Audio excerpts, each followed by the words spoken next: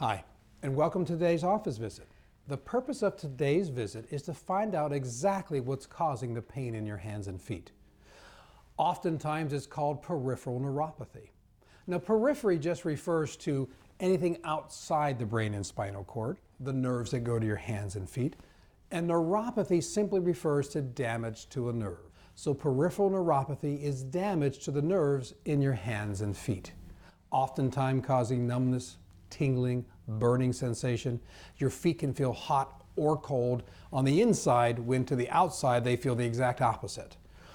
The numbness eventually will cause us to start to lose our balance when we walk. It'll affect our reflexes, so we tend to fall more. Eventually can lead to amputation of the hands or the feet. So peripheral neuropathy is a big deal, and it is a serious condition. Now, those peripheral nerves all begin in our brain. And as the nerves come down through the spinal cord and out through the spine to all the different parts of the body, it depends on which nerves are affected as to which parts of the body are affected. Each finger is controlled by a different set of nerves. Each toe is controlled by a different set of nerves. Those nerves also feed our internal organ, can affect our bowels and our bladder amongst other organs, can affect our blood pressure. So the trick with peripheral neuropathy is to get to the root cause. As members of the Neuropathy Treatment Centers of America, we have specialized training in the examination process, and there are 4 general causes for neuropathy. The first is mechanical. Mechanical problems could be trauma, could be a fall, could be getting crushed by something. It could be something like spinal stenosis, where it just crowds in on the spine or the nerves. And you don't have to have pain in your neck or your lower back to have spinal stenosis. Much like you don't feel an artery clog, right? Or you don't feel a tooth rot. What happens is over time, those spinal canals get tighter and tighter, either from bulging or herniated discs, or from arthritis that has grown in and taken place where it shouldn't be. And as it compresses on the nerves, we can get numbness and tingling in our hands and feet. We have solutions for that. We'll discuss that once we do your evaluation. There's actually a few things that could help if you have spinal stenosis, other than spinal surgery. The second reason that people would have peripheral neuropathy are metabolic disorders. Things like diabetes. Chemotherapy is so toxic to the body that it damages the delicate nerves, leaving us with numb hands and feet. Many people are unaware that cholesterol medication can leave numbness in the hands and feet. See, cholesterol eats fat, and your nerves and your brain are covered in fat. And so therefore it literally eats your brain and your nerves raw. So the third category for peripheral neuropathy would be something like an autoimmune disorder, something like lupus or rheumatoid arthritis. And then the fourth category is what they call idiopathic. Idiopathic, they don't know why it's there. But idiopathic only represents a few percentage. The vast majority are going to fall into the mechanical, the metabolic, or the autoimmune. So our first thing that we have to do is a very thorough examination. We need to look literally from your head all the way down to your hands and all the way down to your feet. We do what's called the Toronto exam, which is the international exam for peripheral neuropathy. We may take x-rays or order an MRI or do blood work to see maybe if we have a nutritional deficiency or inflammation or some other autoimmune problem. When we're done with that very thorough exam, we will have the underlying reason why you have the peripheral neuropathy. Now, standard medical treatment, there is no cure for neuropathy. They can treat it primarily with addictive opioid medication, which you really don't want to go down that path, or they treat it with seizure medications like gabapentin or Neurontin or Lyrica. Now, you may ask, why a seizure medication if your hands and your feet hurt? If you remember, we said all the nerves that end up in your hands and feet start in your brain. So in our office, instead of using a medication that might damage your brain, as those drugs can do, we might use neurofeedback. We might use audiovisual brainwave entrainment. We might use cranioelectrical stimulation. We might use pulse electromagnetic fields. There's a number of techniques that have an incredibly high success rate in working with brain-based disorders, other than medications that actually damage the brain. When it comes to treating the periphery, the hands and the feet, again, a number of things might be incorporated. Could be low-level lasers to increase blood flow and help those delicate nerves to heal. That's an important part. Peripheral nerves do regenerate. They may take months to do so, but they do regenerate. In our office, 90% of people see some sort of a positive improvement after just 2 weeks of care. It's not all going to be better, but certainly we should see things improve. And we repeat the testing every few weeks so that we can track your progress, and we only go forward as long as we're making progress. That's the whole point of our care, is to make sure that you regain the sensations in your hands and your feet. Make sure that you regain your reflexes and the numbness and the tingling and the burning pain goes away. So as we repeat those evaluations, we keep a very close eye. We have a very broad toolbox. As I started to mention, we have low-level laser therapy. We have the pulse electromagnetic fields. We have a number of things from neurospinal alignments to myofascial work, all the way up to stem cell therapy. We can literally inject the course of the nerve with a stem cell to help that nerve to regenerate. The purpose of the low-level laser therapy is to increase the tissue oxygenation so those nerves can begin to help regenerate and heal.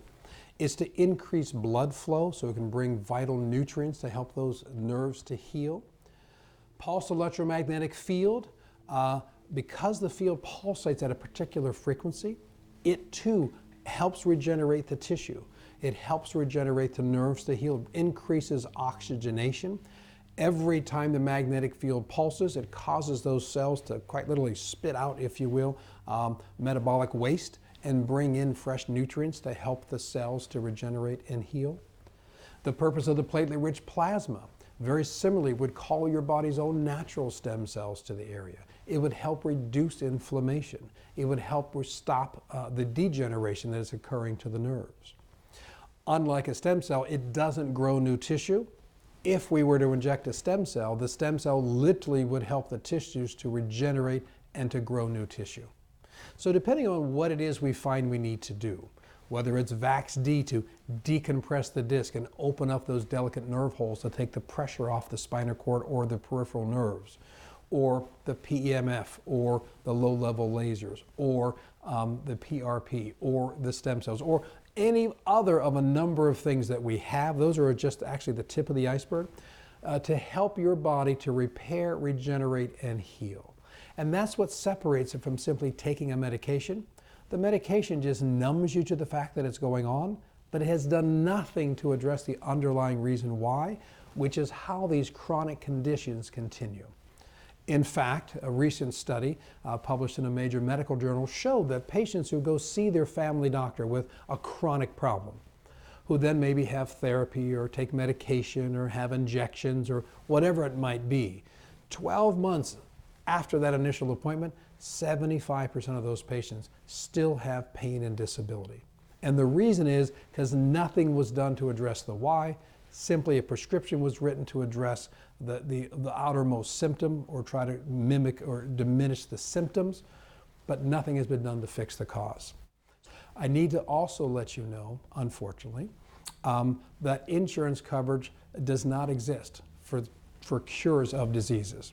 They exist for treatments of diseases. So, in fact, the drug companies wrote the current laws. And the bottom line is that most likely your Lyrica or Neuropathy or whatever else they might have tried some form of therapy might have been covered by your insurance.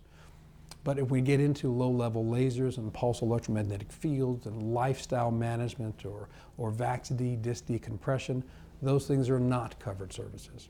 Do they work? Yeah, there's nothing better on the planet. They do work. And people often ask, well, then why doesn't my insurance company cover it? And the answer is very simple. It's a medical industrial complex designed to protect its own self-interest. And as a result, its self-interest is drugs or surgery. Well, there is really no surgery to fix peripheral neuropathy, but the drugs that they currently utilize, like I said, the Lyrica, the Neurontin, the gabapentin, they don't work long-term. They actually don't solve the problem at all. They mask the symptom. So I just want to be upfront and let you know that there is no charge for today's visit. There hasn't been in all the years that we've been here. But I do want to let you know that should we find that we're able to help you, that this will be between you and I, and there'll be no insurance involvement. Now, if we need to order blood work, potentially there could be insurance involvement, or if we need to order other medical testing like an EMG or an MRI, your insurance would cover. But the typical things that we would do here, like the PMF or the stem cell therapy or the low-level laser or the VAX-D disc decompression to help with spinal stenosis, those are non-covered services.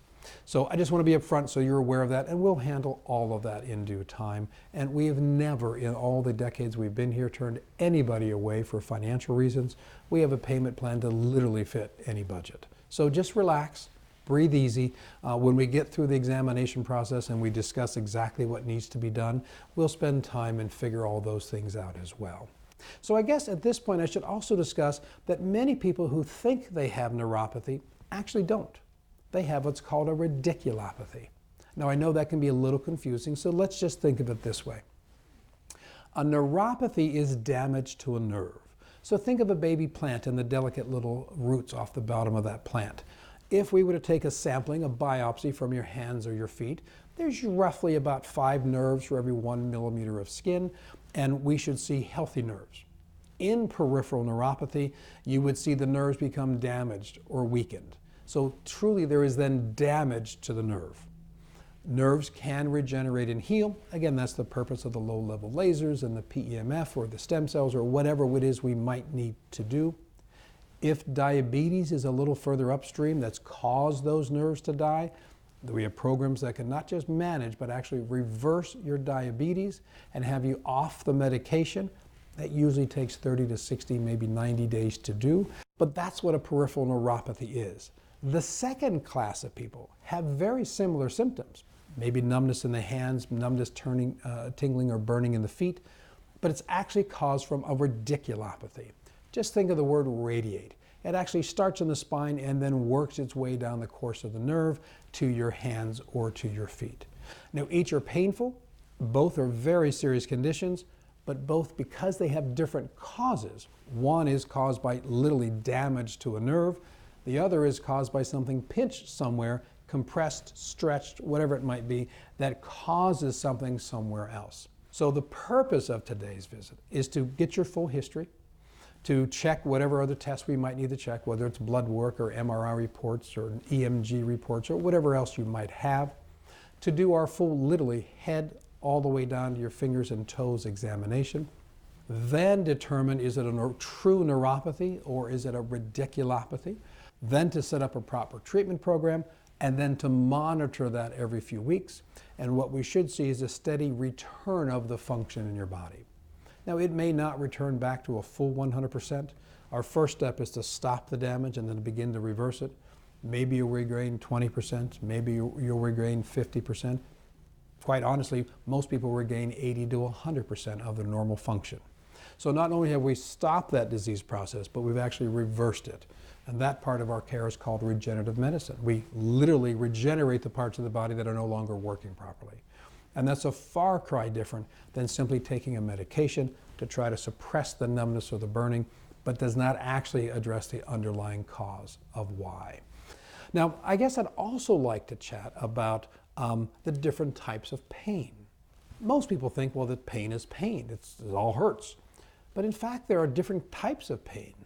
Some authors have it at 6, some at 9, and pain can come from things that are compressed, or things that are stretched, or things that are irritated. So it depends on what's causing the pain.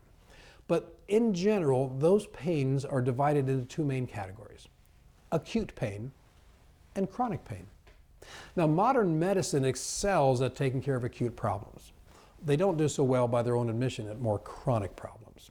So acute problems, let's assume you smash your thumb with a hammer and you physically damaged your thumb. The thumb is swollen, it's painful. Now, if you did nothing, the thumb would get better in a few days, certainly within a few weeks. And if you treat the tissue, whether it's with ice or heat or rest or physical therapy or a chiropractor or acupuncture, any type of treatment that treats that local tissue has the potential to help. But when the pain becomes chronic, the pain is no longer in the tissue. It has centralized to the brain and the central nervous system. The bottom line is acute pain is any pain or discomfort that's been there less than 3 months, and it occurs in the local tissue. Chronic pain is any pain that's been there longer than 3 months, And the key thing is kind of like if the lights in this building went off and you check the bulbs and check the switch and that didn't solve it. The problem is now in the fuse box. It has centralized to the fuse box. The fuse box in our human body is the brain and the spinal cord. So the treatments that may have worked for an acute problem, like your physical therapies or a medication or ice or whatever, no longer work in a chronic condition because the problem is now centralized into the core, so treating the periphery doesn't make much of a difference. So ideally what we do, and that's what we do in our clinic, and that's why we have such a high success rate, and that's why patients drive from hours and hours away and many, many states away and even internationally to have their treatments performed here, because we work on the entire problem. We find the root of it, and let's assume that it's centralized into the brain and nervous system, and we will also treat the tissue in the periphery, again with low-level laser or pulse electromagnetic field or stem cell therapy or platelet-rich plasma therapy or whatever it might be, to address from the bottom up and from the top down, which gives you maximum ability for your body to heal. Unlike medical treatments, which they say there is no known cure, and the reason is there isn't a cure is because nobody's addressed the cause. They're simply trying to treat the symptoms. Being more holistic and actually digging into the underlying causes is how we have the ability to begin to reverse an otherwise painful and debilitating disorder. So again, the purpose of today's visit, and we're going to spend about an hour, is to do the full history, review any other testing that you have, and if we need testing, order testing, do any x-rays or MRIs that need to be done, determine if it's a true neuropathy or if it's a radiculopathy, and then to determine what our best course of treatment would be. So I thank you for listening to this short educational video. In a few moments, we're going to begin your examination process. Feel free to ask any questions along the way. When we're done, we'll have a full understanding of what your problems are, the severity of them, and reasonable expectations of what it would take to slow, stop, and or reverse the damage that's done. So again, sit comfortably. Somebody will be with you shortly. I look forward to our exam process and get you back to doing the things that matter most.